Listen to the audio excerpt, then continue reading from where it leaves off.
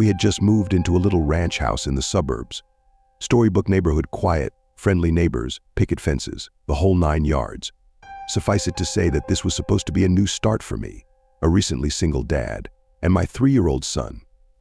A time to move on from the previous year's drama and stress. I viewed the thunderstorm as a metaphor for this fresh start, one last show of theatrics before the dirt and grime of the past would be washed away. My son loved it anyway, even with the power out. It was the first big storm he'd ever seen.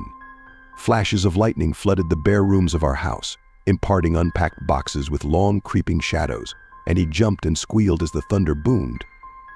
It was well past his bedtime before he'd finally settled down enough to go to sleep. The next morning I found him awake in bed and smiling.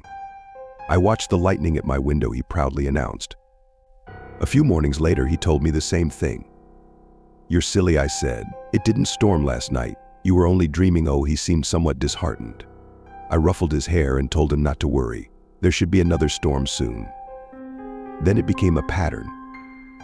He would tell me how he watched the lightning outside his window at least twice a week, despite there being no storms. Recurring dreams of that first memorable thunderstorm. I figured, it's easy to hate myself in hindsight.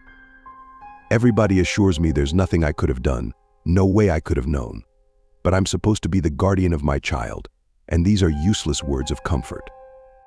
I constantly relive that morning making my coffee, pouring milk over my cereal, and picking up the newspaper to read about the pedophile local authorities had just arrested. It was front-page stuff. Apparently this guy would select a young target, usually a boy, stake out their house for a while, and take flash photos of them through their window while they slept. Sometimes he did more.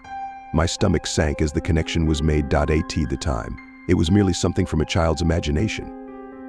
In retrospect, it is the scariest thing I've ever heard. About a week before the predator was caught, my son came up to me in his pajamas. Guess what he asked? What? No more lightning at my window. I played along. "Oh, that's nice. It finally died down, huh?" "No. Now it's in my closet. I've yet to see the photos police have collected. Credit.